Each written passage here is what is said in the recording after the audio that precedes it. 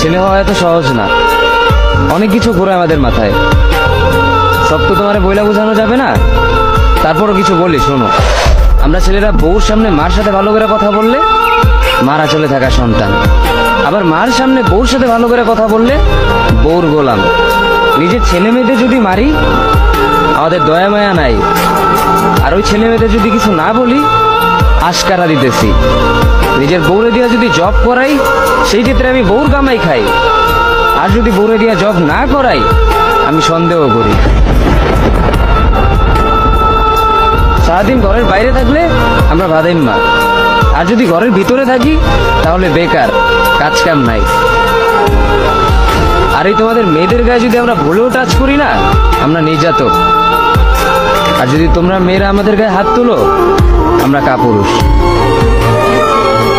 আর একটা ছেলে কি বা করে পুরো লাইফে নিজের জন্য? মার ওষুধের থেকে শুরু করে বউ বাচ্চার প্রত্যেকটা সব পালন করার দায়িত্ব একটা পুরুষের। কিন্তু কি লাভ এত কিছু কইরা?